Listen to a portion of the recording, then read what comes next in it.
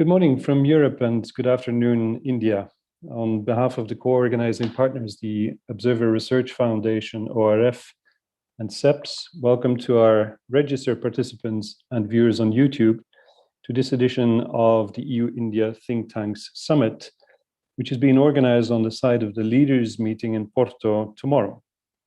My name is Stephen Blockmans. I'm Director of Research at CEPS, and I'll be kicking off proceedings to shed light on what one should expect from the EU-India leaders meeting, virtual form, hence leaders meeting and not summit, on May 8th.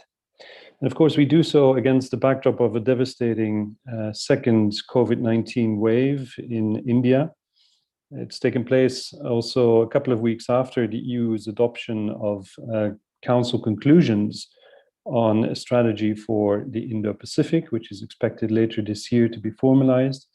And this virtual leaders meeting on May 8th is much awaited. It comes after a period which some have described as lethargic in the relations between the EU and India. They've slumped for quite a while since trade negotiations had been suspended. And considered as one of the main deliverables of the Portuguese EU presidency, this leaders meeting is set to produce important results. And here with us to discuss some of these expectations are distinguished guests, both from the European Parliament as well as the Parliament of India, and a stellar cast of think tankers from both India and Europe as well. How essentially do the EU conclusions on the strategy for the Indo-Pacific fit into discussion, one might ask? And how do the EU and India, how can they work together in this region on security cooperation? But perhaps the big ticket items to be expected for tomorrow's leaders meeting lie in the area of economic cooperation. The announcement of a relaunch of trade negotiations, technology cooperation, and supply chain resilience. And apart from that, of course, climate change cooperation, and we'll hear much more about that in our first panel. So today's event will unfold in two parts.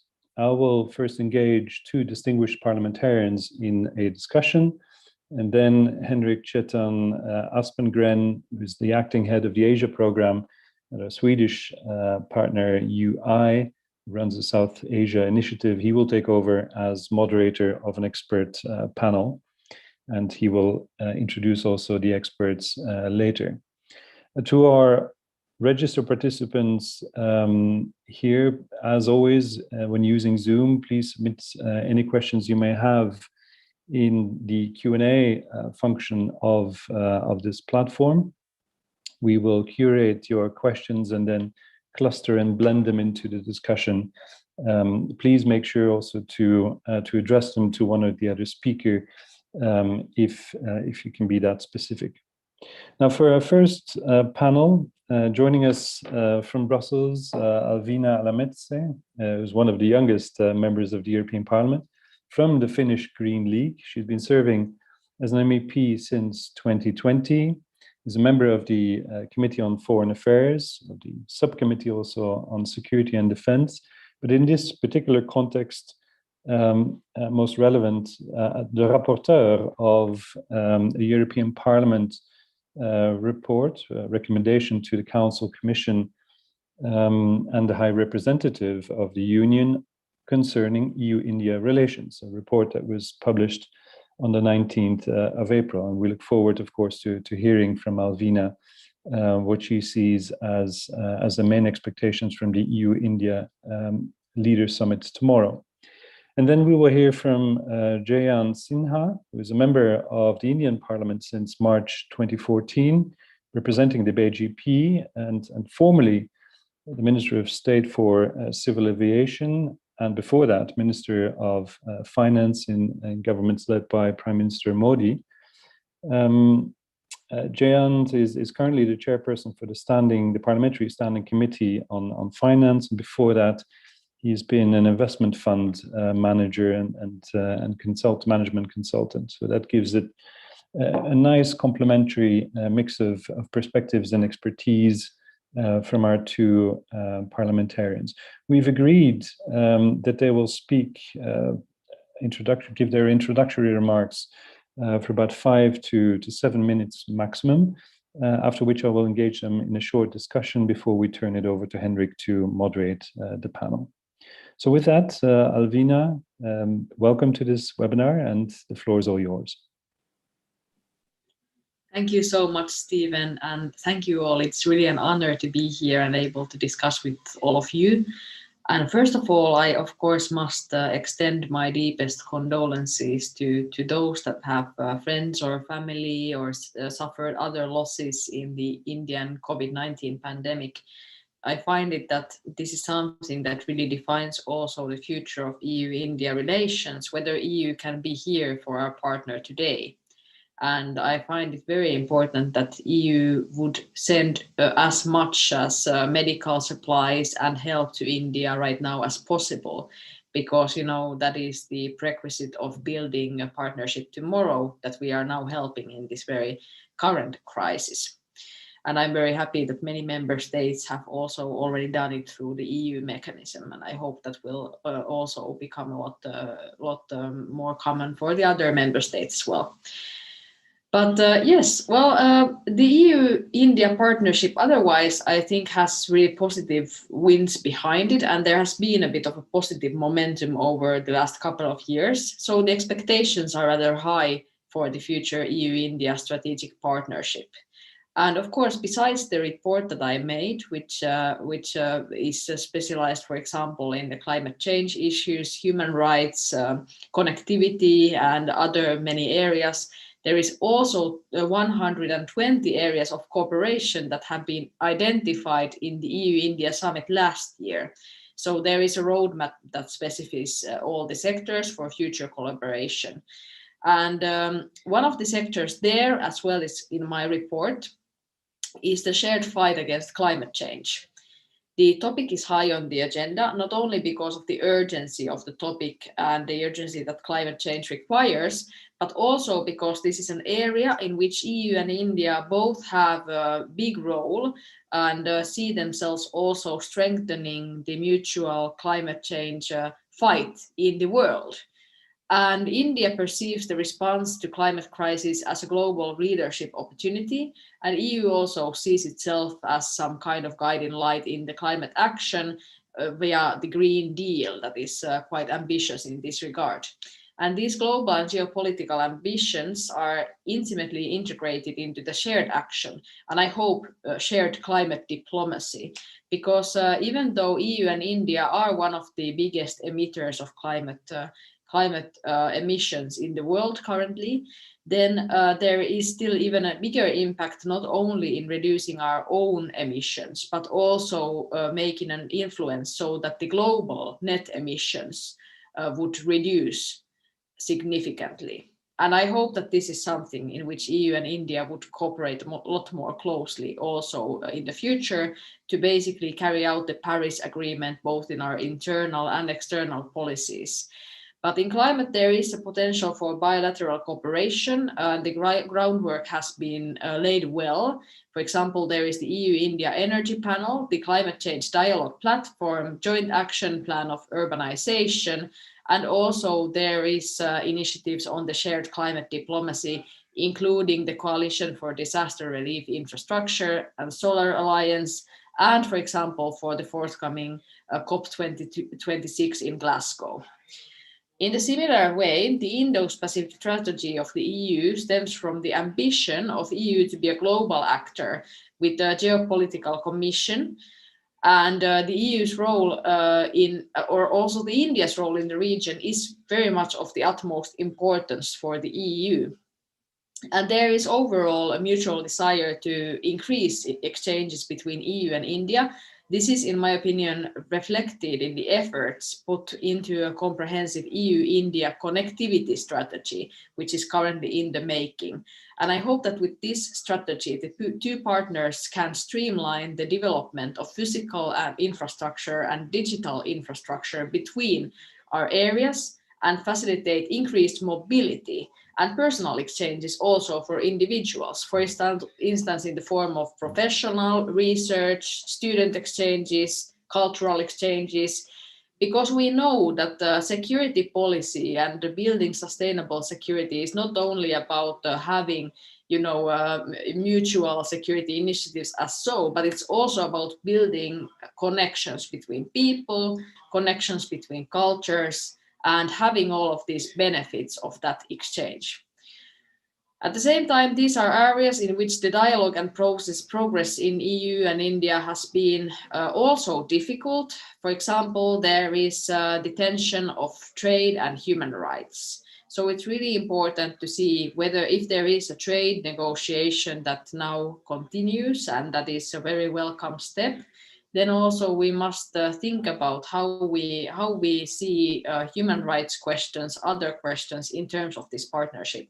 And always I have to say that even though my report enhances some of the issues that there are in India, then all about this dialogue is that EU is not perfect at all. We have so many human rights violations and issues and democracy issues in EU as well. So this dialogue is all about, I think, encouraging each other to be better in this regard. I believe there are many areas of cooperation that provide opportunities to converge on shared interests. For example, climate change, energy, connectivity, digital transition, multilateralism, and positive progress in these areas should provide confidence in addressing the difficult issues as well. Thank you so much. I'm very much looking forward to hearing all the other remarks. Thank you very much, Alvina, for laying out the broad lines. The big question is, of course, how to connect and how to finance, some of the bold plans that exist. But let's first hear from Jayant Sinha. So you wanted to focus primarily on climate change issues, I understand. So looking forward to your introductory remarks. Thank you very much, Stephen, and a very good afternoon to all of you. Very good morning for those of you who are in the European Union. And I'm very glad that you have convened this session to share perspectives before the EU-India meeting, which is going to be tomorrow. There is, of course, a whole host of issues that are on the agenda. But before we get into that, let me first of all thank Ms. Almatsa for her support for the very difficult times that we are going through right now in the corona pandemic. And in fact, that's why I have to cut short my participation and leave very quickly, because I'm dealing with a number of public health crises in my constituency in Hazaribagh just now. So I have to attend to that. It's a very, very difficult time for us. And people are suffering. Everybody has lost near and dear ones. Everybody has lost colleagues. So it's really a very, very difficult time for all of us. But I think what the pandemic is showing us is 2 or 3 very important aspects of geopolitics that are going to be very important in the future as well. Number one, that many of the issues that we deal with are genuinely global issues. If everybody around the world is not safe and well looked after, nobody is safe.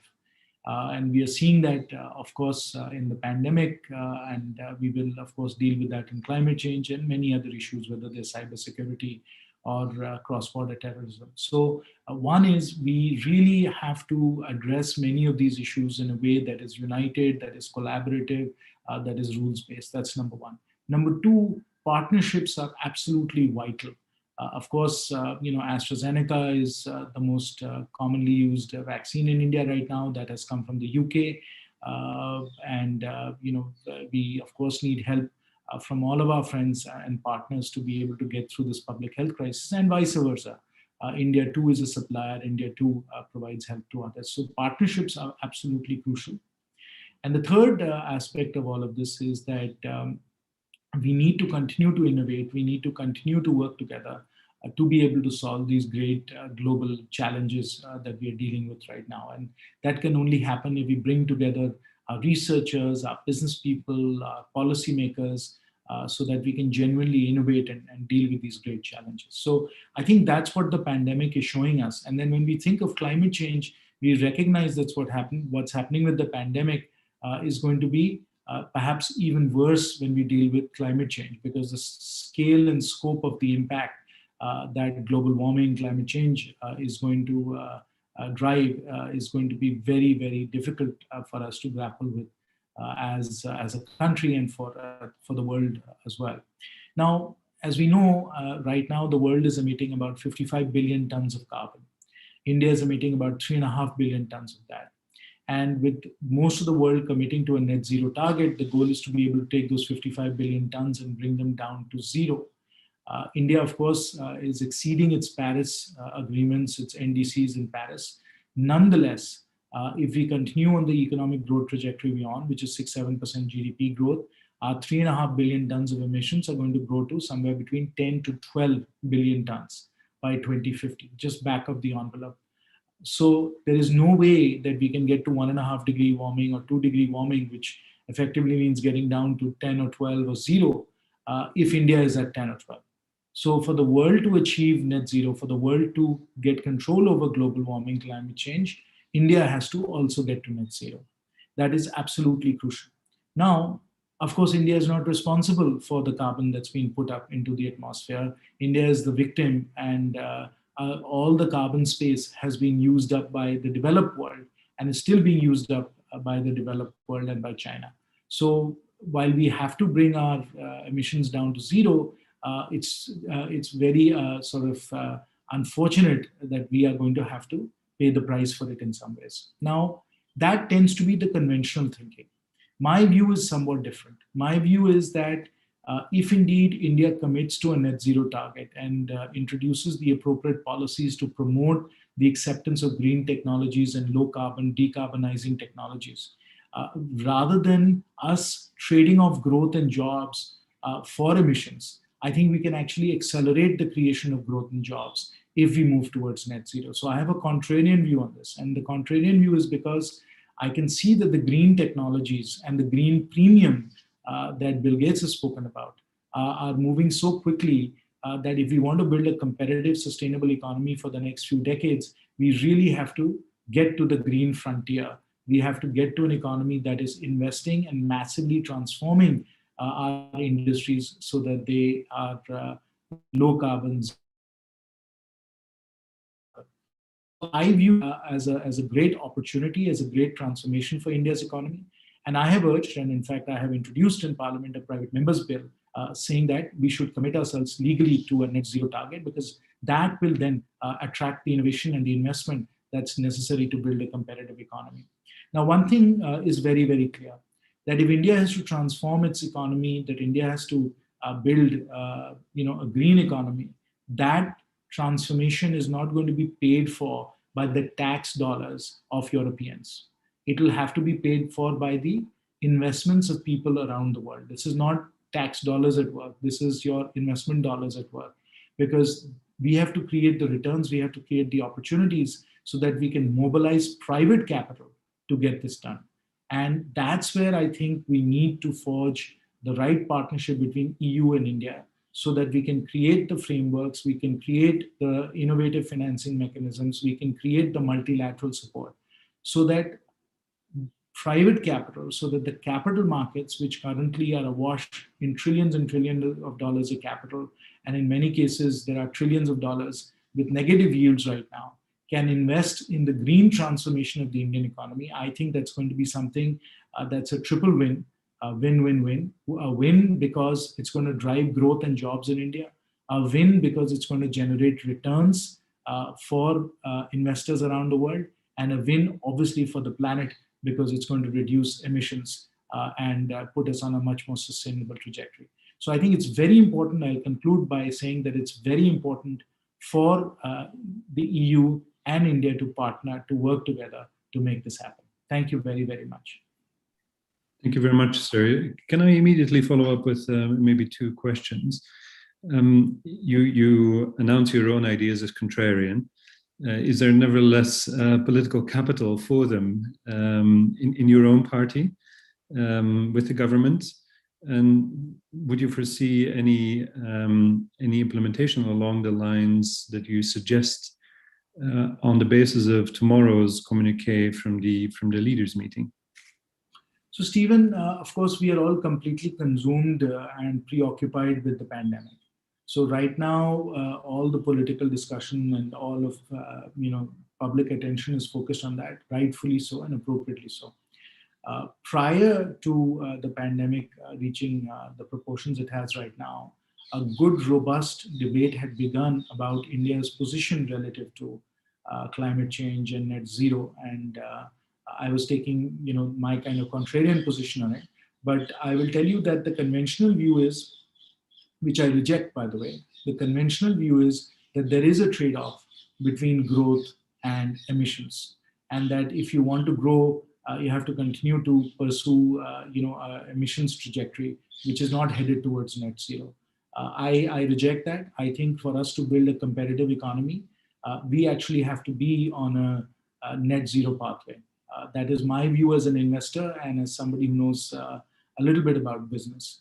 And I think it's incumbent on us to build the political capital and to build the support for that position.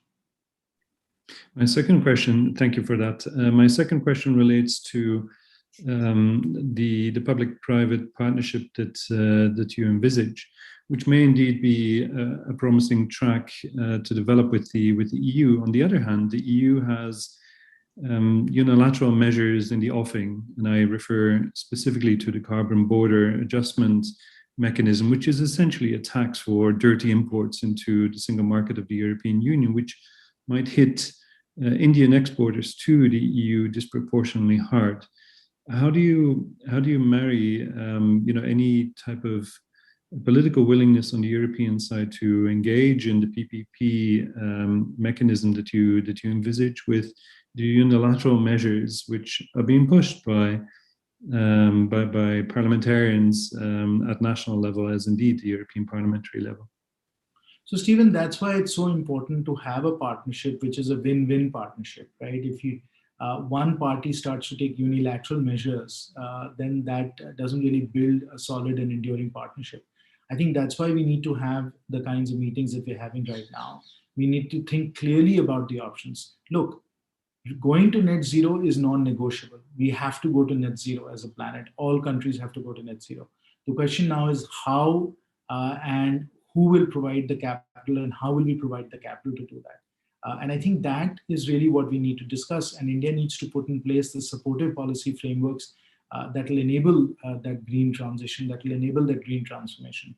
And if we are to do that, then as I said, if we take a win-win approach and a partnership approach, then the EU should also support it and also encourage its private capital, its pension funds, its investors to invest behind that net zero target. And so we need to have that partnership. We need to have those discussions so that we can do that. Unilateral actions, I think, would not be very helpful in that regard. Thank you for that. Alvina Alamitsa, perhaps you want to react to some of the points that Jayant Sinha just made on climate before he leaves us. Well, thank you, Honorable Mr. Sinha, for joining me, and it was really interesting to hear your thoughts. And personally, I think that it is true that we can have a lot of cooperation both in the business side and in technology side, but also I think it's really important to have shared efforts for the climate goals and concrete goals. And especially what I'm interested in is how that we can make also the other countries involved in this process, because as you said, India is a victim here in this. And EU and other countries have been larger emitters when you look at, the size of per population. And I think that this is really something that we must fix. And it requires climate action, not only those countries that are doing in a difficult times, economically and otherwise, but also those rich countries that have started this mess in the first place, so to say. So I definitely agree with that. But here, of course, we need commitment from all sides. And what I would love to continue exchange on then later on is how basically we can build this together and how we can demand that the global net emissions are dropped. Because this is something that would definitely benefit India and EU, and also I hope for a lot of cooperation in, for example, the technology, because in technology, research, education, these are both really the strengths of India, also the strengths of EU. So I hope definitely that we will be able to figure out solutions for this crisis together. But thank you. It has been an honor to meet you, and I very much extend my condolences on the situation in India. I hope that we could be as supportive there as possible. Thank you so much. Thank you very much, Honorable Alvanatsa. Thank you very much, Stephen. I will take my leave now. Thank you. Thank you for joining us, and good luck. Alvina, if I may continue still on one line of your own thinking. I mean, President Biden has, of course, convened very recently a highly, well, shall I say, counterintuitively, politically successful virtual summit on climate change. So there seems to be at least growing global political will, to address this slower train crash of climate change, which is indeed much bigger than the current pandemic crisis, focuses minds on. Do you foresee, nevertheless, major problems in keeping up political momentum after, in the post-pandemic recovery phase? This is a really good question. I think that there is, of course, a strong link between the recovery phase and the economy and climate change. And I am quite happy that, for example, in the EU, the recovery package is planned to be used, quite a lot of it, in climate change issues and tackling the climate change.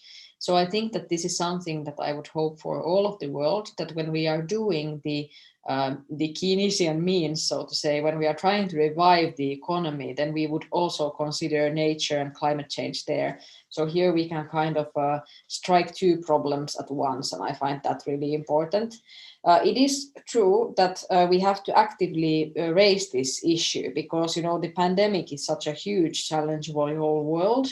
And what I'm also concerned about is that one thing that has really raised the whole discussion on climate change is the youth and the Fridays for Future and, the climate movement.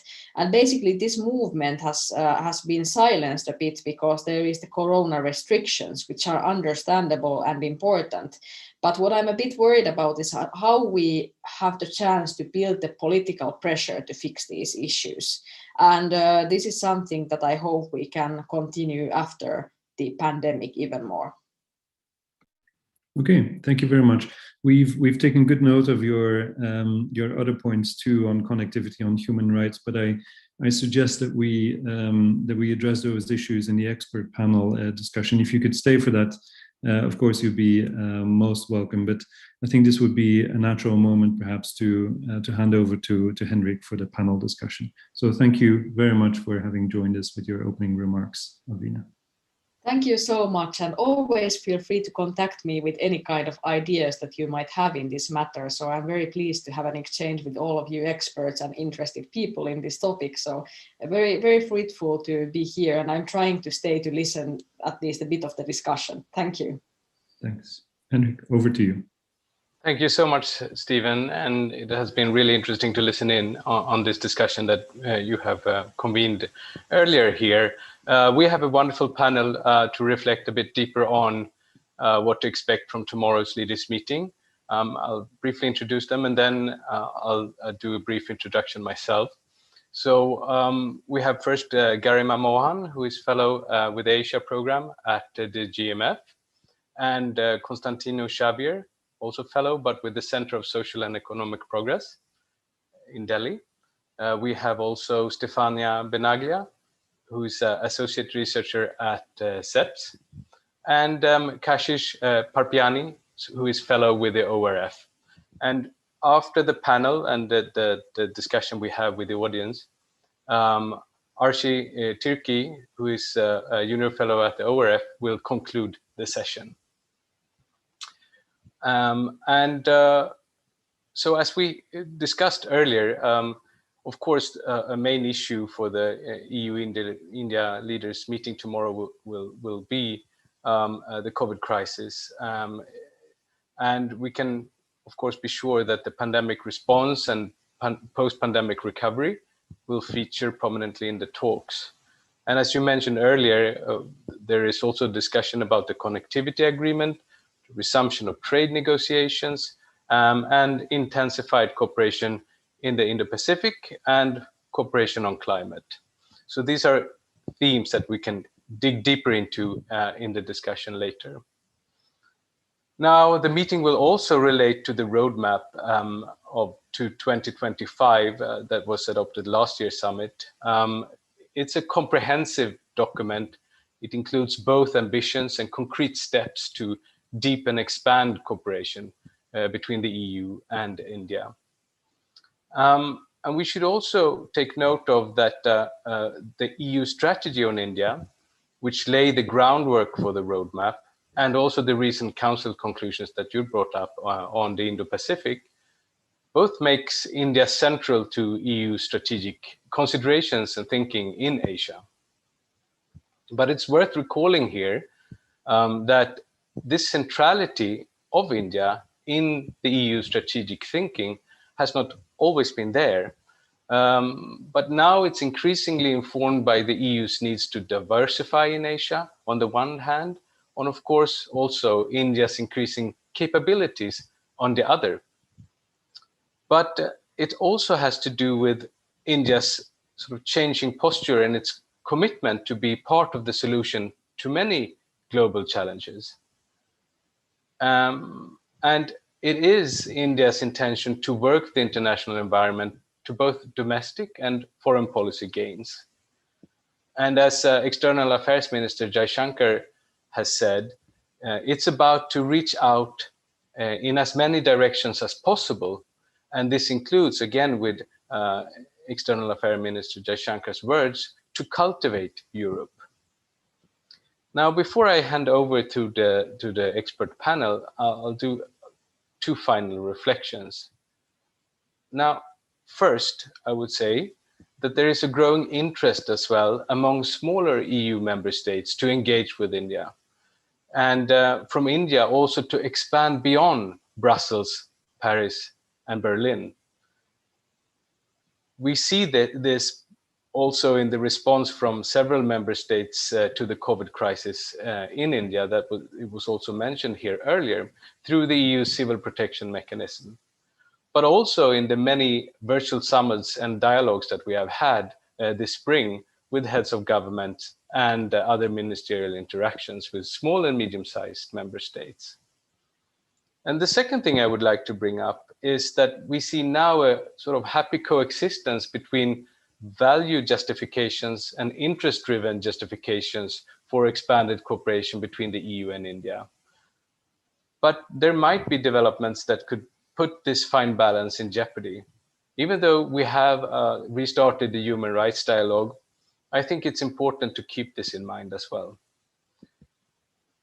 And before I hand over to the expert panel, I should also mention that I would be very happy to see the audience's comments and reflections, but perhaps more even precise questions put in the chat box. And when you write your questions in the chat box, please be as precise as you can, and I will then put the questions to the panel. And I hope for a lively engagement. As a warming up question to the panel, I would ask you just briefly before you do your interventions to sort of reflect on the format for this meeting. It's not a traditional summit, it's a leaders meeting with EU 27 and the Indian Prime Minister. What does this signify? And is it important at all? So I start with that question and I ask anyone in the panel to chip in. Perhaps Garima, you can go first. Absolutely. Thank you very much. Good morning from my side. Thanks for the invitation for this event. I'll go straight to your question, Henrik. The format of this meeting is extremely important. It is not your usual EU-India summit, which is often with the Prime Minister and the Commission. This includes the leaders of all European countries meeting with the Prime Minister for the first time. This is the first time India has been offered such a platform. It's very rarely used and offered by the European Union. It's been done with an American president. It was offered to China last year, but it's important to note that it was then contracted and made smaller after tensions with China increased in the aftermath of the coronavirus pandemic. In terms of signaling, this is quite important that Europe chose to meet with India. Shows that it is serious about its commitment, or at least would like to signal that it is serious about its commitment to diversify its partnerships in the Indo-Pacific and sees India as an important pillar. Similarly for India too, as you just mentioned, India has been diversifying its partnerships beyond London, Paris, Berlin, and Brussels. It has been reaching out to various sub-regions in Europe, and this is an extremely important opportunity to reach into countries across the board, Central Eastern European countries as well, and fits with the pattern we've seen from India 2015 onwards to try and develop a more nuanced view of Europe beyond the main E3 partners in Brussels. Thanks. Constantino, how do you reflect on the meeting format? Hi, good morning, everyone. Thank you, Henrik, and good to see you all. See, I think there's a potential and there's a limitation to this particular summit, leaders summit, and frankly, political engagement. I'd say that there's an advantage in the sense that it can be used to give political direction to policymakers in the bureaucracies. It can be used to signal objectives and ambitions from the leaders. And I think in that sense, point the way after these interesting documents we've seen from the European side. But in that sense, it's also a limitation, and I'm concerned about that. I think that for 2 to 3 years now, we have had clear political interest from both sides, and a mandate in particular from the Prime Minister of India that the European Union matters and is a priority. But the limitation I speak of is that if you don't have the summit as the outcome of negotiations, the policy making and bureaucratic track is being neglected. So I'm just seeing a lot of these leaders summits. They're very good. It's a good format of summit diplomacy. But if you look back to last year when we had the actual summit and the progress since then, I think it's been rather disappointing. And in that sense, I think what really needs to happen, and here we go again, I've said this last year again, but post this leader summit is to get the bureaucratic policy-making track activated and then have the next summit to announce results and not announce more ambition, more expectations, more political directions. Thank you. Stefania, on the format itself. Yes, thanks. And I actually thank you, Konstantin, also for your remarks, because I would like to pick them up later for some reaction on that. On the format, actually, the way I read it is that somehow the EU is also making an effort to bring the foreign policy of its member states under its foreign policy. And that is quite a vital step. So we have seen it with the strategy, the Council conclusion on the strategy of the Indo-Pacific. So right now, not only is going to be a summit between the leaders of the EU, but having everybody present, of course, brings coherency and brings the issue much closer to every single member state. So for me, this has a very important reading because the EU is finally waking up to having a proper foreign policy, true to its name, emerging outside of the eastern and southern neighborhood, which pretty much was its foreign policy until now. So that for me is an important signal. Thank you. Kashish. I'm going to take an optimistic take on this. I think the format that we have in store for tomorrow is the consequence of a gradual effort from either sides to take the other party seriously. And with respect to the EU, I think it's a natural consequence, particularly from the standpoint of the global strategy that it released in 2016, which underscored its increasing focus in Asia, and particularly Japan and India. Subsequently, its 2018 strategy on India, and now the EU Council conclusions on the Indo-Pacific, which also recognizes the centrality of India. From the Indian standpoint, India is known to now not shy away from strategic alignments. In fact, it is welcoming more strategic issue-based alignments, and EU is a very relevant partner on that front. Also because if you look at the findings of the recent iteration of the ISEES survey on ASEAN and the strategic community there, it is a notable fact that when it comes to preferable third-party countries beyond US and China, the Southeast Asian community prefers Japan, Australia, and India in that order. But if you include extra regional powers in that, the EU even tops Japan. So India has had that concentrated effort to start aligning itself more with Australia and Japan, its fellow two preferable partners as per Southeast Asian views. So as a natural consequence, now the EU is next in line.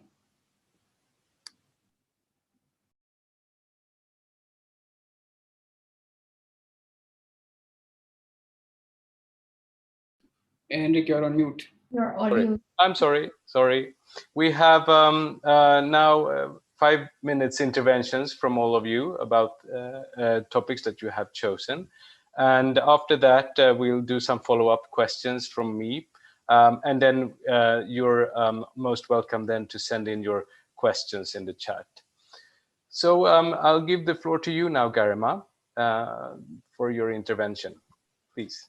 Thank you, Henrik. I think I'll structure my intervention around what Constantino said. And generally, since I've been working on Europe and India for the last decade, there are quite a number of misconceptions that are associated with this partnership, a general tendency to be pessimistic and underappreciate or undervalue what has been going on in the track one conversations between governments.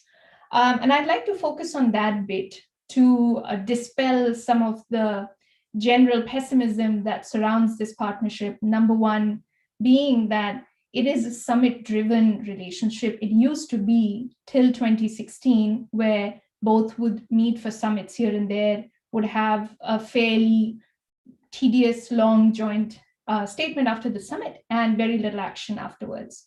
But we have seen that change since 2016, 17, when the summits between Europe and India broadened from very general topics, trade, etc., to focus on more political, security, diplomatic engagement. It has also institutionalized dialogues, which I think is very important to make sure, as Constantino said, that the developments are not limited to summits meeting every second or third year, but there is regular dialogue and channels of communication between Brussels and New Delhi, and they have been instituted. For example, the Maritime Security Working Group, which was then actually elevated to a full dialogue. Security and defense consultations, which have just been put in place for the first time in the history of this partnership.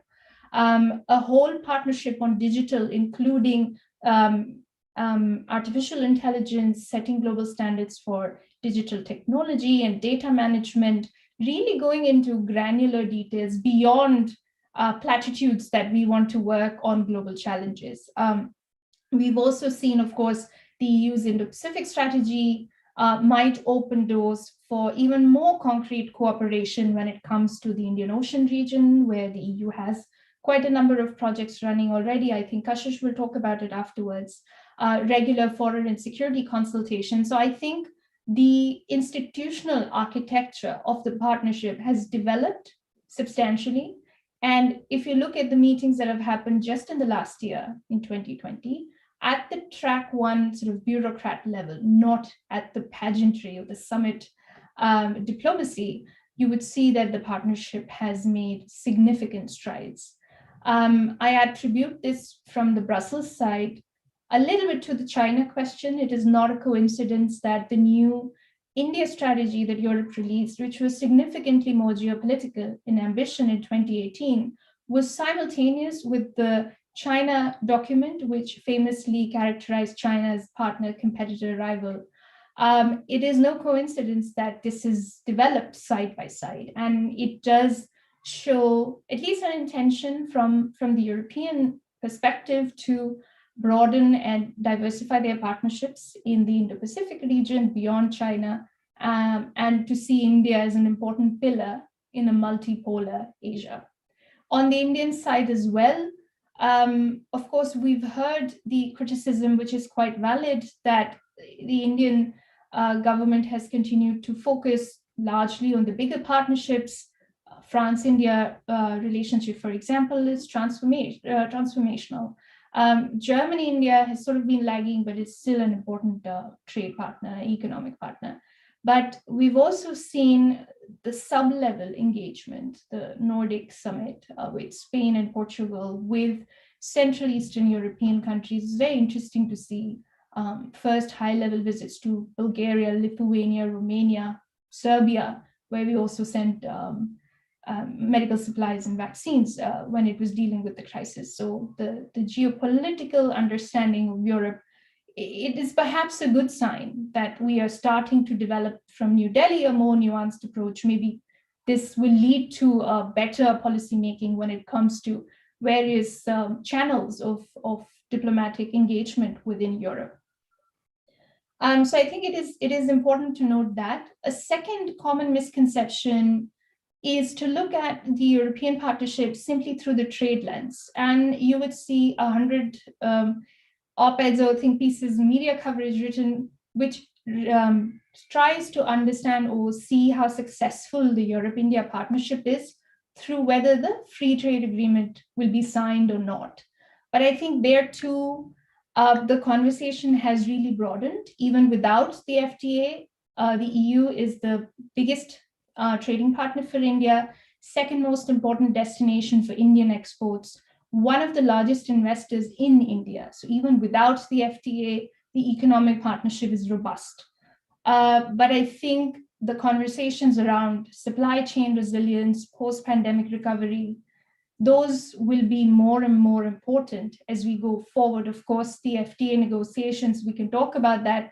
What was the offer from India on the table? Why have they been resumed after 2013? Happy to go into those details. But I do feel that there too, the conversation has broadened. And finally, I think Europe is always underestimated in India's strategic thinking because we don't think it would be a partner for hard security, developing our defense capabilities and defense partnerships. But as security conversations broaden, now trade, technology, as well as climate, for example, all of them have security implications. As India tries to build its own national capabilities and resilience, which, by the way, will be a really important thing to focus on if we don't stop the current COVID crisis and deal with it more decisively in India. I think as the security conversations broadens beyond traditional security conceptions, the importance of Europe will go up, and the importance of reimagining our ties with Europe, the India-Europe relationship, I think that will go forward in that direction as we sort of diversify not only how we act with the world, but also how we conceptualize national security and India's role in the world. And I'll stop there. Thank you. Thank you so much. Let me just do a follow-up question here straight away. You rightly bring up the question of institutionalization of the dialogues and the work in between, so to speak. Now, one issue that has been brought up traditionally when it comes to India is the sort of institutional capacity to engage in this many ways. So how do you reflect on that?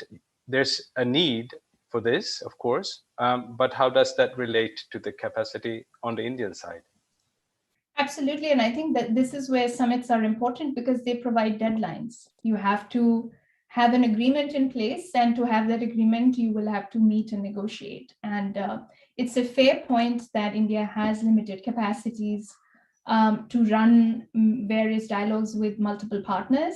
But if you have deliverables and if you have deadlines coming up, exactly like the summit, you'll have to meet more. I mean, my contacts in Brussels say the last year has been phenomenal in the sense of outreach from the Indian side, including the connectivity partnership. India has been very proactive. And I think while I would like to think that that is attributable to a fundamental transformation in how India sees Europe, I do think a large part of it was this leaders meeting and the upcoming summit and the need to deliver. So I do concede that point to Constantino. It will be important to me. We will have to ensure that this momentum sustains and we don't simply drop the ball till the next meeting. But I do feel that when you institutionalize these dialogues and they meet regularly, these are what keep the wheels moving in a bureaucracy. Thank you. I think that this might be a good way to segue to you, Constantino, of what can be done and not be done. You have the floor. Floor is yours. Thank you, Henrik. For once, I can disagree with Garima, so that is wonderful. That doesn't happen much, and we can have a bit of a discussion. But I think, and maybe it's actually not disagreeing. I think beyond being optimistic or pessimistic, I think I would propose that the EU-India relationship has seen more progress than ever. And I agree with that, with Garima. And I think the indications are clear in the number of dialogues and number of engagements over the last few years. But what I'm worried about is that despite that, absolute acceleration in the EU-India relationship, that relationship is still underperforming, and it's still far too little for the changing geoeconomic times we're living in. So of course, if we look back, and I agree with the lethargy in the EU-India relationship that Garima describes pre-2016, but that's a very, very low standard from which we're starting. In fact, you had to spend several years repairing the basics of the relationship, and now there's a positive progress besides that sort of reparation happening, but I think it's still far too little and far too slow for what the ambition has been at the highest level and the way it has been communicated.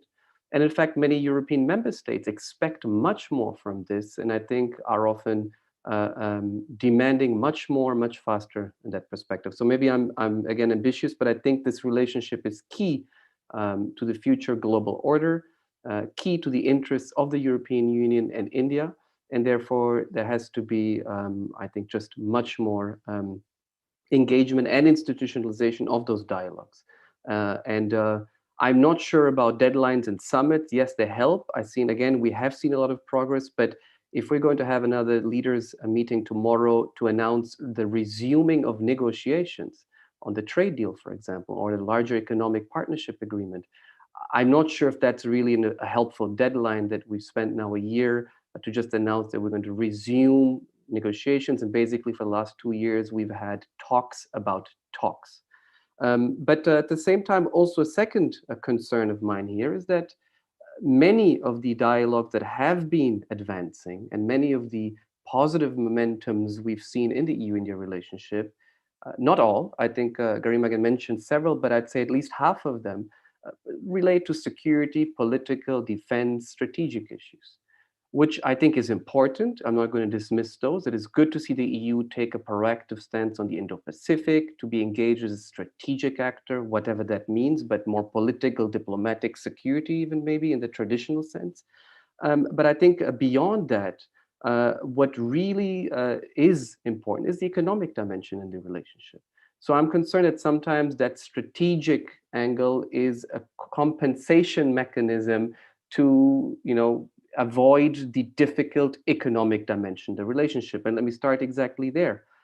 Trade is important. And I, again, recognize that we shouldn't reduce the relationship to trade and economics, but it gives us a good indication of the problems these actors are having in setting out a strong economic partnership. It could be trade, it could be investments, but certainly let's start with trade. And if the EU-India trade is less than 100 billion and the EU-China trade is around 600 billion, I think that it's natural that there will be, there's a long way to go for these two actors, right? And that there's a long way to go to focus on finally exploring the untapped potential of trade, investments. If you look at the stock of flow in terms of investments from Europe into China and India, of course, it's different.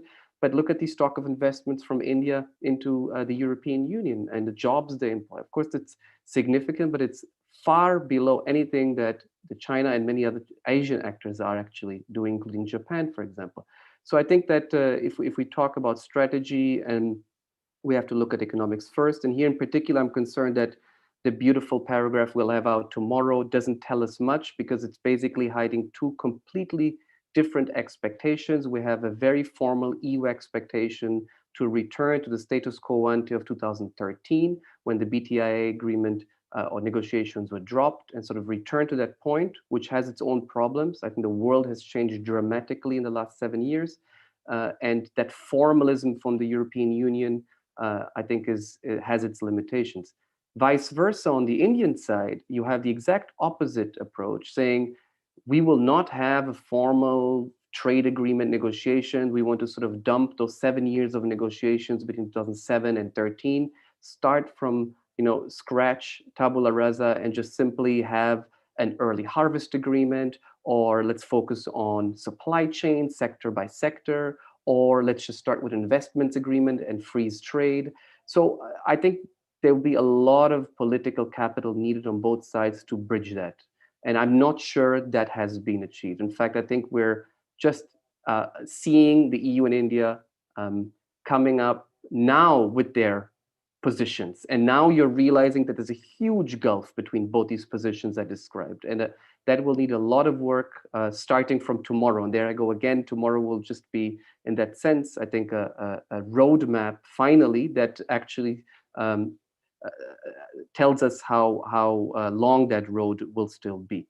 Second, on human rights, let me go to a softer issue. I think Mrs. Alametsa made very good points about this having to be a conversation on human rights. And I'd be again concerned that tomorrow let's see, but I hope it won't go into that old era, I think that Garima mentioned, where the EU also tended to police India on human rights.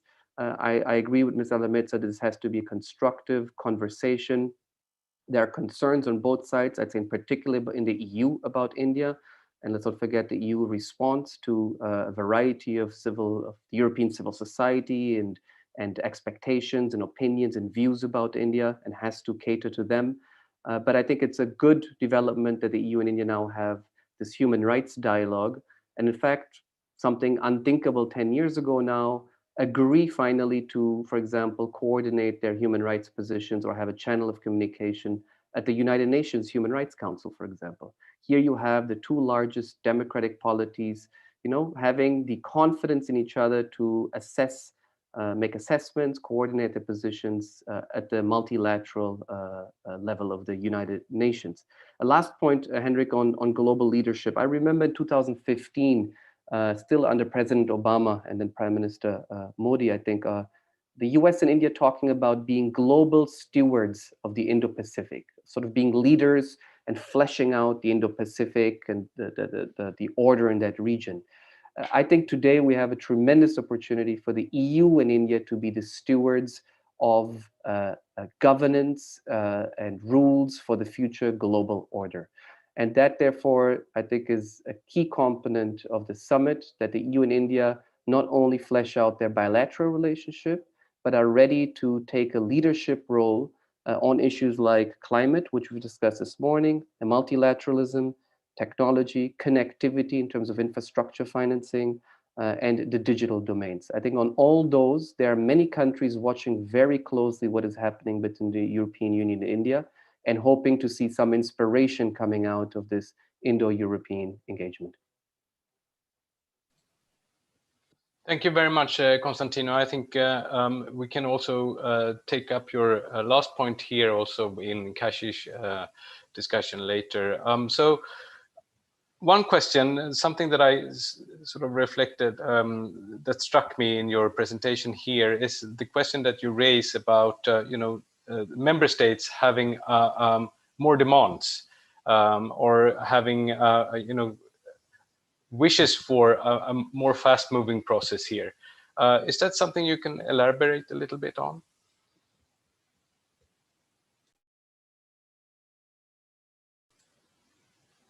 Constantino, did you hear me? Oh, sorry, I thought you were asking Kashish. Sorry, I'm sorry. No, I know. I asked you. You mentioned something here about the member states having yes. An agenda here to push forward a bit. So not really happy with how things progress. So could you please elaborate a little bit on that? Yeah, no, I don't have too much to add than what I think Garima was saying, that in that sense, the format tomorrow gives a clear political signal via Council from the European Union member states to empower the Commission and the European Union to take a lead on these various dialogues and I think ambitions and mandates we're seeing here. That is important, and I think that reflects also that makes the European Commission's job easier compared to the past, I think, right? That often it was Brussels that was pushing for better relations with India. I think sometimes maybe these days we're almost on the other side. I see a lot of EU member states pushing harder, and on some issues the Commission may be a bit more reluctant, depending on the sector we're talking about. But that's good, that's healthy. In that sense, that is important about tomorrow. Thank you. So we move to you, Stefania, and you have some thoughts about connectivity.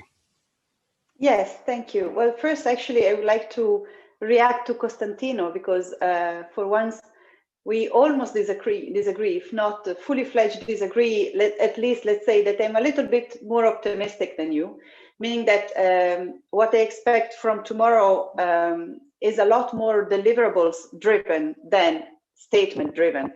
And that for me is already a game changer for the relation, the nature of the relation, which I agree with you. Until last summit, we can say that it was pretty much a joint statement setting priorities, but now we are really entering into the implementation phase.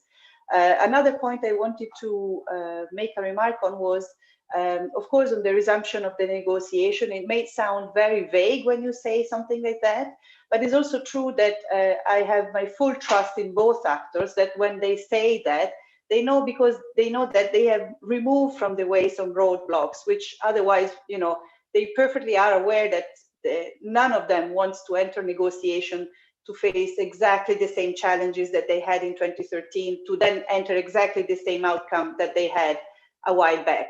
So if they resume the negotiation, I'm quite optimistic that they do so because they know they will achieve a result in a short time span. But of course, I now have to really resist the temptation to go further and further into a number of comments, because again, I see tomorrow having so many important files on the table that it is actually hard to choose what to focus on. But I want to focus on the one thing that I really think is the most important one, which is the connectivity partnership. And why do I think the connectivity partnership is so important? Is because the EU is understanding that connectivity is an important foreign policy tool. And the implementation of this tool will have to be done in a completely new way. As we have heard a little bit already from Mr. Singha, and the private partnership role and the whole importance of that. He was speaking about the energy transition, which is, by the way, one part of the connectivity, because connectivity is composed of people to people, energy, so as he was saying, infrastructure and digital. So that for me really will be the key for a new foreign policy, which really has a lot of impact on the way it is implemented, as well as the way it is received. But let's first take a little step back and see where this connectivity partnership comes from. So of course, connectivity is in the very DNA of the EU. The EU is founded itself on the concept of the free movement of people and free movement of capital. But until very recently, it intended this free movement only within its own borders. It's only when the BRI project came into the way that the whole concept of connectivity as a foreign policy tool came into play. And so we see that in 2018, we have the connectivity strategy for Asia, which is indeed adapted to create an alternative, a sustainable and value-based alternative to the BRI. Then we have the following year, the first EU-Japan connectivity partnership, from which, of course, the EU learned as well the best practices and the lesson learned. And I would dare to say that one lesson learned there is the need to have a connectivity partnership which is as detailed as possible, as concrete as possible, because the implementation is actually the most important part. This obviously led to even more political traction. In January 2021, this year, we see an MEP, Mr. Butikofer, who promoted a report calling for the expansion of the connectivity strategy for Asia into a global one. And so here we are today with the possibility of having a EU-India connectivity partnership that everybody is expecting a lot from, indeed, and which is based on, as I said before, people to people, energy, infrastructure, and digital, even if I wouldn't be entirely surprised to see something on the health domain as well, which was not traditionally into the mind of the EU, but we all know the context we live in.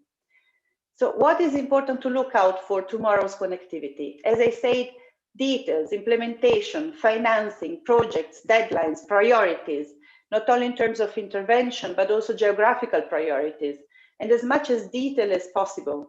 Because we know that as long as we remain on the broad joint statement level and there is a limited political drive, there will be very little that come out of it. But what makes it so important, the connectivity partnership? When it comes to connectivity, we all know that the size of the task ahead is just huge. It's in trillions, so there's no way a single actor can actually take up the challenge alone. So so far foreign policy priorities have been implemented mostly through the public sector, with a minimal participation of the private sector. But that is not going to work anymore, especially in this context. So we have now to define a new way of how the private sector will implement the foreign policy priorities. And we all know that this is by far not a simple task, because who does what, where, with which money, achieving what, in which modalities. These are all very complicated but crucial questions, because the private sector priorities on top of all of this and the reading of the context may not always be exactly aligned with the public sector. So this is hugely challenging, but this is also the perfect way to coordinate the impact and the actorness of the EU and India. And on this, again, I would echo the remarks of Mr. Singha on how we need to create a new system, not based on tax dollars, but based on investment dollars, and to create an innovative financial system that creates returns and incentivize this new mechanism of implementation. Because in connectivity, of course, well, the name itself says it, it connects the dots, coordinates the actors, member states, what the member states do bilaterally, the different areas. And very importantly, it opens the door to the partner cooperation with countries in the region and not only. And this, of course, is, as you said, the whole world is watching how this, sorry, you are actually next to me in the screen, so I'm talking to you. As the whole world is looking at the EU-India cooperation, because the partners want to know if and what role they can play or how they can implement the same principle in their own foreign policy. So again, this really is a key on how the future relations in the region and very much beyond that will actually interplay. The private sector role will be really crucial, and it can also have the very strong positive impact of amplifying the perception of how foreign policy is perceived. Because of course, if whatever project, the energy grid is suddenly no longer built by a completely foreign entity and company and country, but is implemented, it is done by a joint Indian and European company, that sounds much better. And of course, communication and showing that there is an impact and there is an added value and proving the benefit that come with the sustainability of the project, all of this will be crucial. So now I stop here because I don't want to monopolize the stage. There's of course very much more to talk about, but I'm happy to do that in the Q&A. Thank you. Thank you very much, Stefania. So just a brief follow-up question here before we move into Kashish. And I also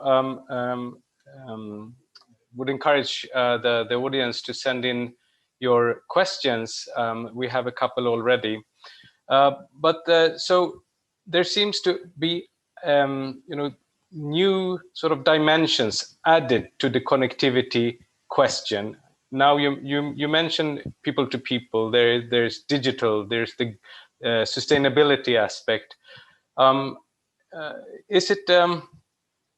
Is that a way forward, you think, to be adding new layers to the connectivity issue, or will it be much more complicated to actually get things done if there are so many aspects added to it?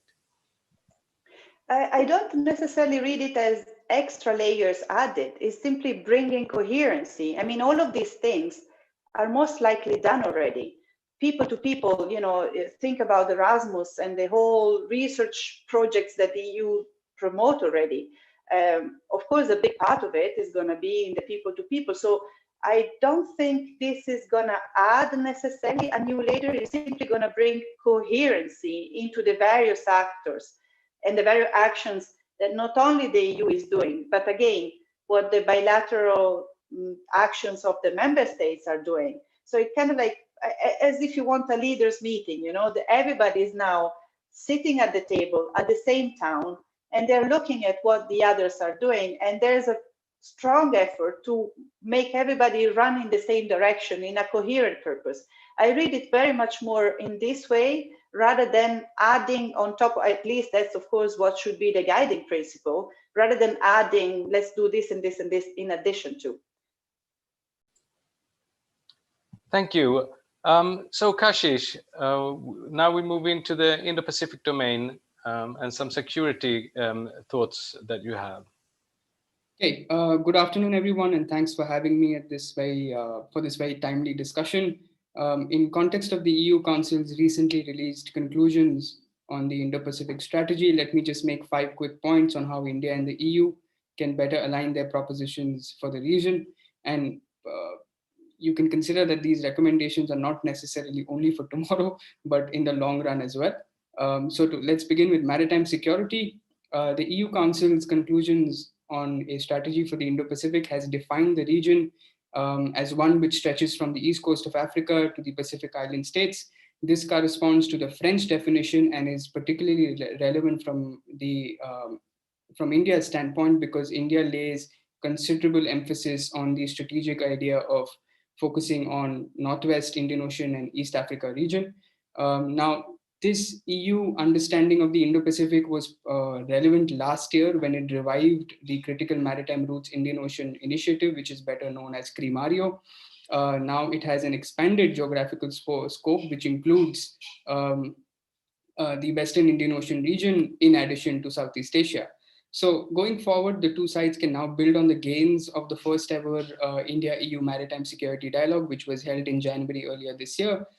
They can do that by creatively identifying complementarities between CRIMARIO and India's Information Fusion Center in Gurugram, which of course also deals with the mandate of maritime domain awareness in the Indian Ocean region, and also it hosts foreign liaison officers. Moving to partnerships, on working with like-minded countries in the Indo-Pacific, the EU Council's conclusions emphasize on creating green alliances and partnerships. On this aspect, the one-of-a-kind India-Denmark Green Strategic Partnership and India-Netherlands Strategic Partnership on Water could serve as templates, since the strategy emphasizes working with partners in third countries for the regional benefit of the Indo-Pacific.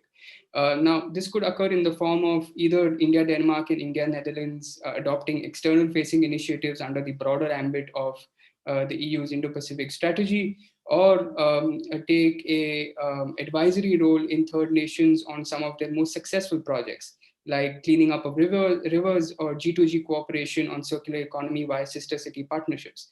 Now, that is a format that India-Denmark partnership particularly champions. Such a cooperation in third countries could also accord a belated fillip to joint investments planned under India-EU Annual Review on Development that has not really taken off in the past few years. A fillip to that particular aspect of cooperation would, of course, be in recognition of the fact that India and the EU have now graduated from their erstwhile recipient-donor dynamic when it comes to development assistance. On 5G, just this week, India announced its list of service providers and original equipment manufacturers for its 5G trials. While there is a working group on 5G, there is now, in my opinion, a need to revive the India-EU joint ICT working group, which last met in 2018. Now, I understand the 5G is more of a pressing issue and it sort of put the ICT working group on the back burner, but it had some very crucial G2G and B2B conversations on sustainable development infrastructure, digital infrastructure, pardon me, services, norms, and regulatory frameworks. And since the India-EU priority or approach to ICT and 5G is not only to ensure trusted supply chains, but also to diversify them, there could be gains for India's indigenous original equipment manufacturers in Europe, given the fact that Europe does not have a common telecommunications market. Not to mention, for the region, the ICT working group would be particularly relevant because of its mandate on creating common standards between the two substantial ICT markets of India and the EU. On human rights, just this week, India and the EU released a joint statement on Afghanistan over their commitments on enabling landlocked Afghanistan's connectivity, combating terror financing, drug financing, and so on.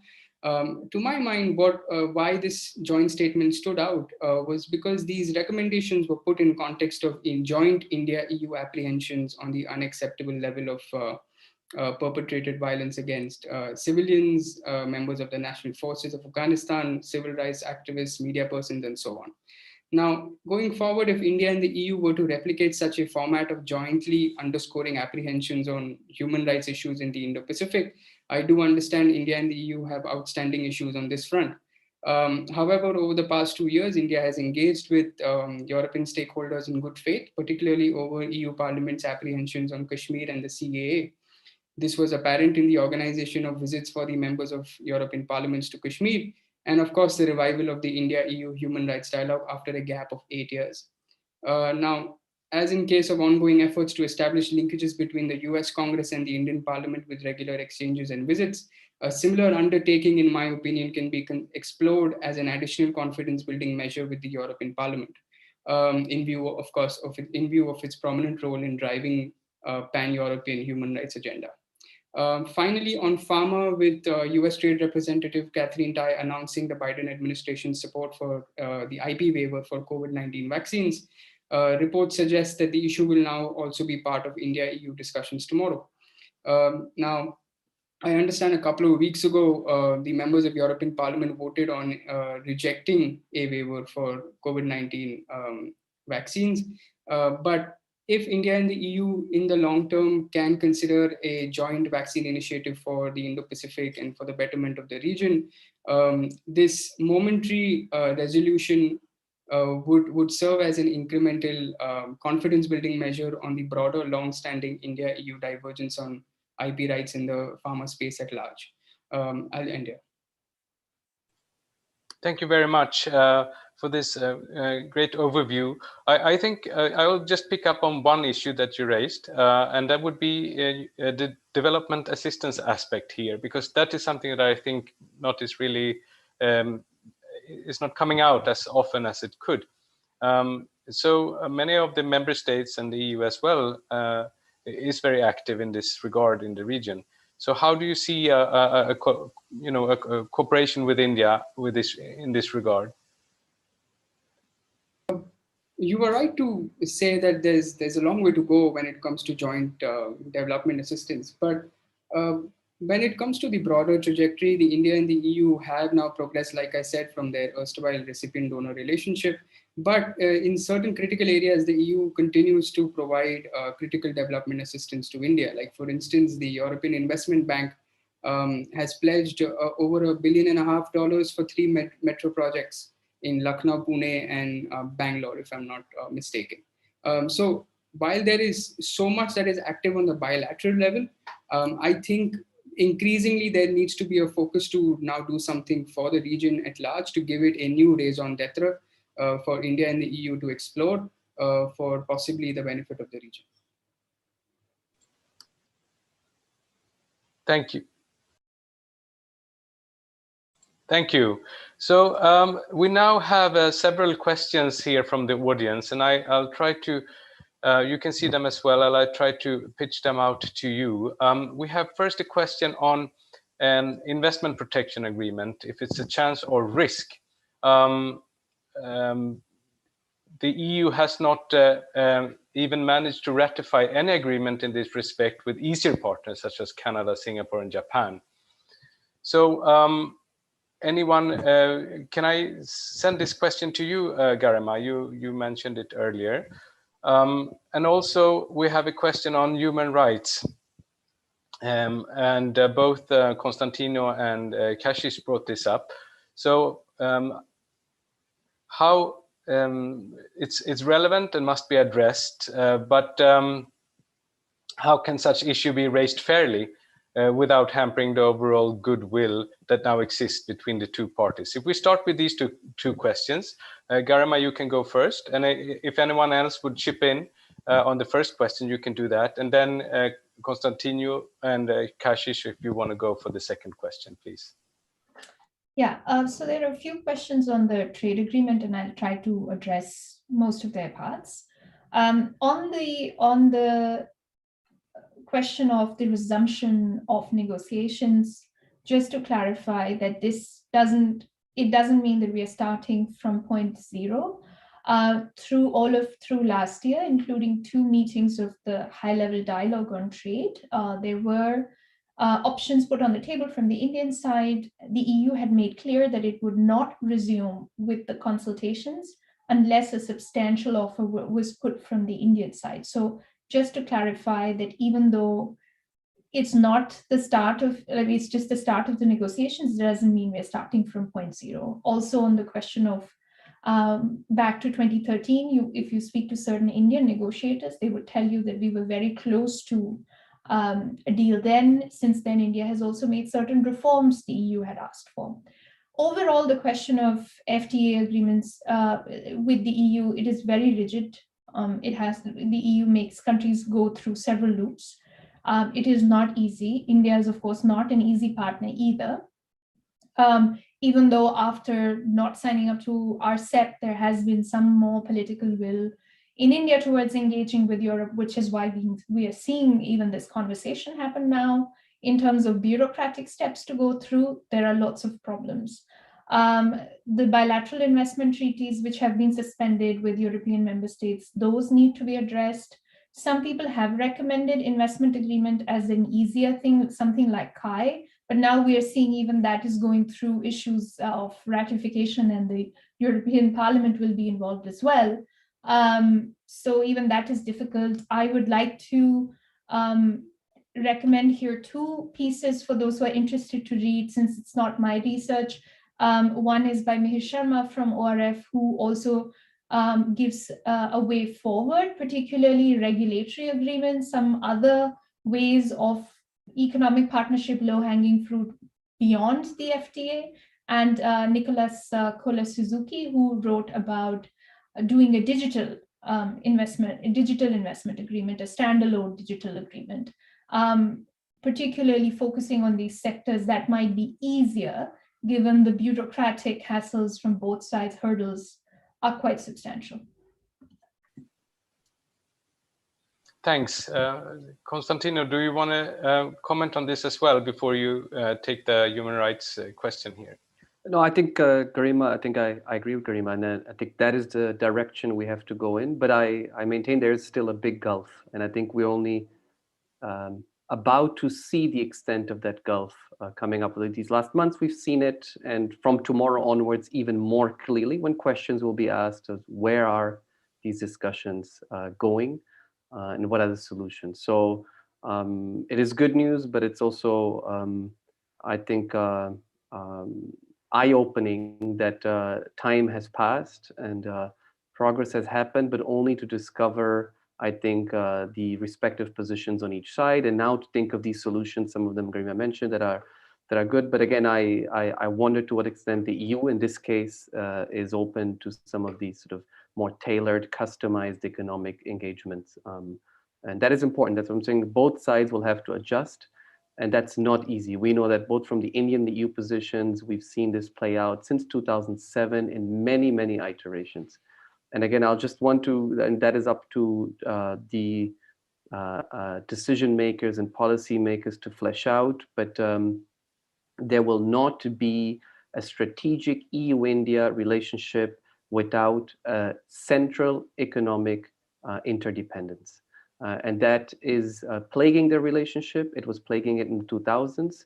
Today, it is even more unsustainable because we have China advancing economically at a much faster speed than it was 10, 15 years ago, and assuming even a greater centrality in any type of trade, investments, or any type of economic arrangement in the world. So on human rights, Henrik, also I just want to highlight that I agree with Simone Galimberti's question. She puts it right. I mean, how do you find a way to talk about these issues without hurting the relationship? I think much progress has happened through the institutionalization of the dialogue, as I mentioned in my opening remarks. But I'd like to remember I think the words of the Portuguese foreign minister a few weeks ago, who addressed this issue in a forum in Lisbon, and he's all for the rebalance to the Indo-Pacific. He's made it quite clear that for the Portuguese presidency, India is the top priority. That has become quite clear, and that's exactly why we're seeing the meeting happen tomorrow. But on human rights in particular, he appealed, and I think in a very pragmatic way. He's a professor himself, so I think he takes the long view, and he really said that I think we are dealing with civilization states here. India, he said, China, but he also spoke of Japan, of Thailand, of many other countries in Asia. And he said that we should not confuse the regimes, the current political regimes of these countries with the long-term trajectory of these civilization states. That holds both for China and for India. I think that was his thing. He said, in China, we may have now an authoritarian system, but there is, of course, a plurality and diversity of China that is hiding between that one-party state. Vice versa, in India, we have democracy for 75 years with its own problems and challenges. And I think he was appealing to the European understanding, pragmatism, and patience in engaging these civilization states from that long-term perspective. Kashis, do you want to add? I completely agree with Constantino on this point. Just to add to that, I think the human rights apprehensions and issues are serious. I don't want to downplay them, but at the same time, it's important to caution against over alarmism that these issues will now begin to spill over into other areas of cooperation. And the reason why I say that is that there must have been a conscious effort on either sides to ensure that these apprehensions do not spill over, and hence the revival of the India-EU human rights dialogue after a gap of 8 years. So I think there is a sense of compartmentalization, recognizing that, okay, there are some serious apprehensions and issues with respect to how the EU is looking at India currently. So let's deal with them on the side, and at the same time continue our impetus on trade, investment, and the Indo-Pacific. Thanks. We move into the next question then. It's directed to you, Stefania. So to move from statement to implementation in the connectivity partnership, we need resources. So how can that be addressed? Is that something that you could reflect on, Stefania? Yes, thank you very much. And actually, if you may, before answering to this, I would like to have a little word on the trade agreements, the discussion that just happened, simply because I agree that if we focus specifically on the trade agreement, things might look a little bit difficult. But if we enlarge a little bit the picture and we take into consideration the geopolitical context, especially on the political side of the world, things might start actually look a little bit differently. If we, I mean, the RCEP experience and India with the RCEP experience and the last minute pulling, because the claim was that the trade deficit from India would then worsen vis-a-vis China, was a big lesson learned and most likely even pushed a little bit India towards the West.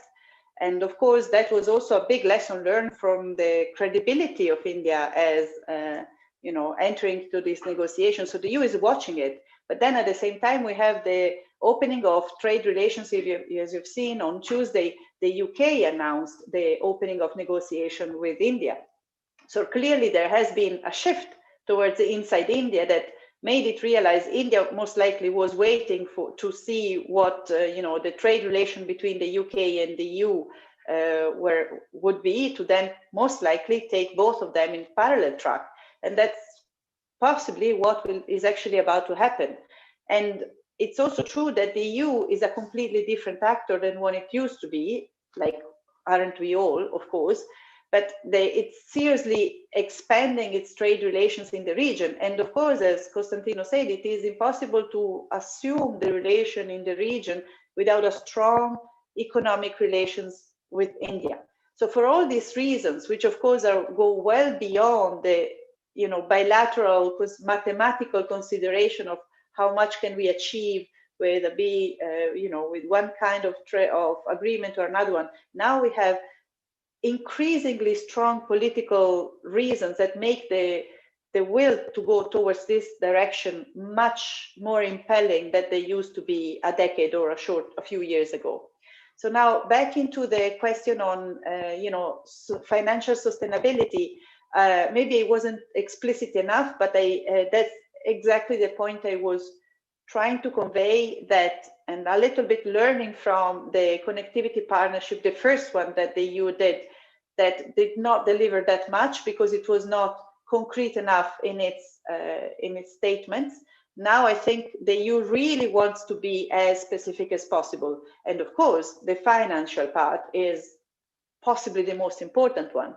I'm not saying a minute that this is an easy issue to do, because of course, as I said, there are 1,000,001 questions that are quite fundamental ones as well, that need to be asked and need to be thought, because as I say, this is a little bit a new way of looking at the foreign policy. So you don't really have a track record to base your experience from. So this is really a very big learning process that the EU is doing, but is doing it together with India. And I have seen a big political push to have all these details down, very much aware that if they don't go through in this phase, then after the adoption, then the political attention drops, and therefore you have much less push to push things forwards. So this is very much a lesson learned, and I think there is a big push there to this direction. Then, of course, things are developing. So I don't know, we will all see tomorrow the level of details that is included into this agreement, and we will then be able to make a better assessment. Thank you, Stefania. So there's a question for anyone here in the panel that would like to reflect on it, about whether the Indian government's handling of the pandemic will sort of reflect on other actors, specifically the EU here, to treat India as a competent international partner. Should we start with you, Garima? And then we can work our way through the panel if there are any additions to that. Sure. I think it is important to look at this question from the angle of short and long-term impact the mishandling of this crisis will have on India's health, economy, long-term projections for growth, stability, indicators across the board, etc. Of course, people can argue that governments have responded to the COVID crises in different ways. But if the current wave, which is really devastating, is not quickly and decisively addressed by the Indian government, there is no denying that it will have impact on both domestic and international political choices the Indian government can have. It would constrain the way we operate in the country and outside.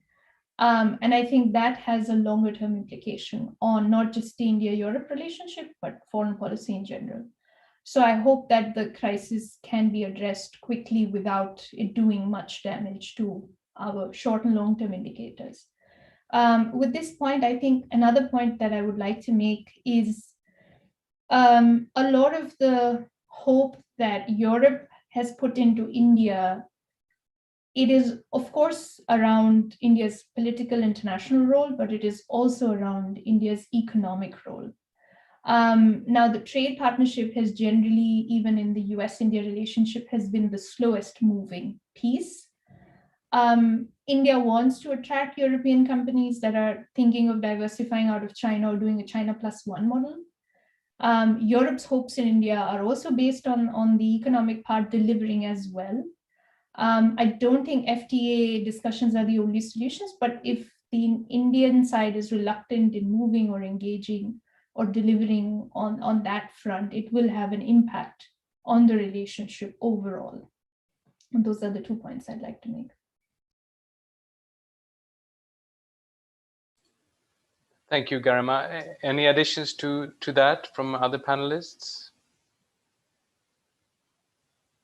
Okay, so let's move on to the question that raises the EU's Green Deal and its sort of diplomatic arm. So how will it impact on EU-India relations? Should we start with you, Stefania? Thank you. Actually, I feel that this is rather a question for you, Henrik, than for me, but that's maybe we'll take it up in another discussion. Well, I would respond to this saying that there is a strong effort that the EU is doing to push India. Well, actually, of course, the awareness is there, but it's to facilitate rather than to push, sorry, for word choice, to facilitate the India going towards a certain economic transformation, as Mr. Simnia said at the beginning. That, of course, is in the context of a lot of other initiatives that they're doing. It was expected to be one of the main deliverables for this summit as well. My understanding is that, unfortunately, there has not been the strong commitment from the strong commitment that was desired at the beginning was not actually achieved with this summit. However, a step has been done and more commitment has been done. So it's all positive because it's all going in the right direction. We are not quite there yet. So hopefully the next one will be the decisive one. It's all working towards the good direction though. So it's all positive. Thank you. Any other reflections on this question? All right. Okay. So let's move to the final question, and then I will ask Archie to sum it up before we hand it over to Stephen, perhaps. But we'll see. But the final question is whether Brexit has made an FTA harder or counterintuitively perhaps easier. Constantino, do you have any thoughts on that? Not much really, Henrik, I think, except what Stefania was saying earlier, which I've also seen play out, the pattern that India has consistently followed over the last 2 to 3 years now, to say we will wait for Brexit to be implemented, 1. 2, we will wait for the UK to flesh out the terms of its various relationships, but in particular the trade and economic relationship with the EU. And then 3, we will work in parallel to get these 2 economic partnerships going, one with the UK and one with the EU. So therefore, I don't think it was a coincidence that we saw this week, we will see progress in that sense in this week. But just one word on the pandemic, Henrik. I think it's just really devastating what's happening in India. And I think there's no other word than a reality check for India, for Indian decision makers, for Indian citizens, but also for people from around the world that are watching closely and hoping for a stronger, sustainable, more active India on the world stage. I think that is the expectation across the world. It's a rare moment compared with many decades in the past where India was discarded, underrated, even wished away. Today, everyone recognizes that their own strategic autonomy, their own growth, their own balanced foreign policy requires a strong, healthy India. And I think a strong India will not happen without a healthy India. And that is exactly, I think, the concern these days that is coming up. And we can blame the media, we can blame different variants, but the fact is that there are many difficulties, but that there have been huge insufficiencies that have exposed, as in fact the foreign minister himself has recognized a few days ago, the collapse and the systemic problems in India's health system. Now, when we talk about health, we don't talk about even education or the issues. I mean, health security is the basic elementary foundation on which you want to build any plans of power projection and influence worldwide. And here, the only, I think, good thing is I see that hopefully as often the Indian state will take to action after a big crisis. We've seen this in the defense sector. Whenever there's been a war or a major crisis, India has pushed for military modernization and reforms. On economics, we've seen whenever there's been economic recessions, India has sort of looked differently at the reforms and pushed reforms and thought differently about free trade. But on health, hopefully this will be a wake-up call for India to reform its health system. And there, the only hope I see is that also India will be looking for investments, in particular from Europe, to build up its health infrastructure, both in the physical dimension, but also in terms of the systemic sort of health governance of the country. And there I see an opportunity, hopefully, for European companies to play an important role in helping India recover from this devastating crisis. Thank you very much for those thoughtful reflections.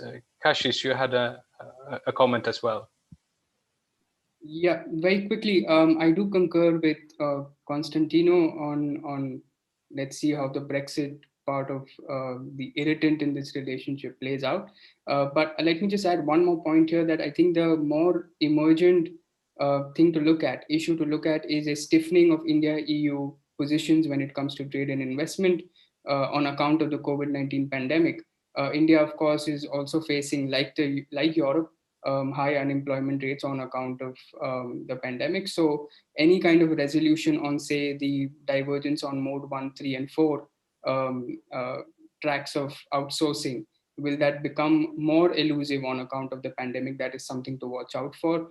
Although in my opinion, I would say that India would, if India gives into EU demands for greater access into the Indian market under mode 3, it would still have the upper hand under mode 1 and mode 4, purely because I think the potential of the European market when it comes to outsourcing is worth about $56 billion, and India will have a natural advantage because of its demographic, English-speaking demographic, and a very high-skilled one, that is.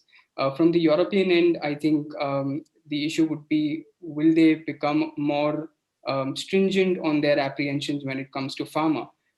So the EU, of course, wants to have data exclusivity when it comes to generic drugs and so on. This would, at the risk of sounding a little dramatic, this would pose an existential threat to the Indian pharma industry, because Indian pharma companies then have to do renewed testing. Previous data wouldn't be available to them anymore. They'll have to go back in line to get clearances from national health authorities, and this would drive up their costs as well. Maybe the hope is that the EU and the Europeans will see better sense in partially giving into Indian demands here and concerns here, because the Indian pharma industry is heavily invested in Europe as well. So you have Sun Pharma, Dr. Reddy's having a substantial presence in Romania, for instance. In 2012, the Serum Institute bought out a Dutch vaccine production facility in the Netherlands, which they are now working to create and facilitate as a vaccine production hub in Europe.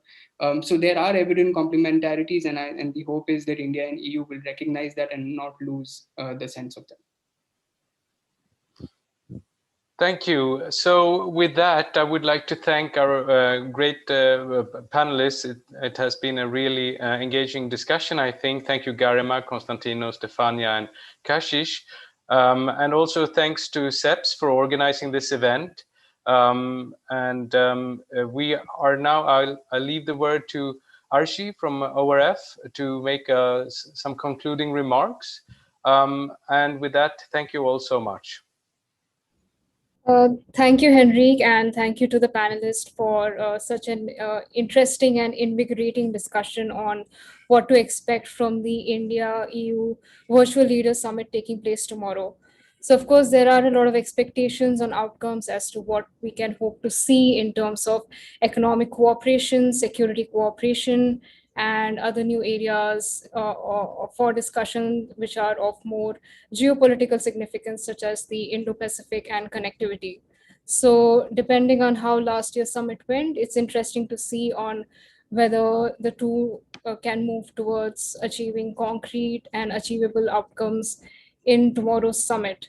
So of course, while in this discussion, I think we covered all of these areas, beginning with the climate partnership, addressing climate change, specifically since India and the EU are parties to the Paris Agreement, to as well as discussing EU's strategy on the Indo-Pacific, which will be a new area for convergence for the two coming forward.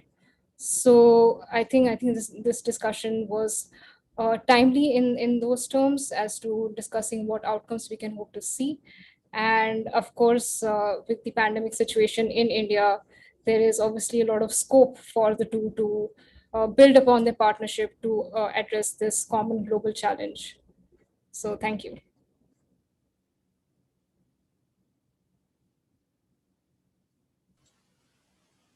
Thank you. Stefania, do you want to conclude then? Thank you. Just by thanking everybody, indeed, it was an excellent discussion today. And we are all just eager to see what will be the outcome tomorrow. Thank you very much, and stay tuned for the very many discussions that will come on the EU-India relations. Thank you very much. Bye.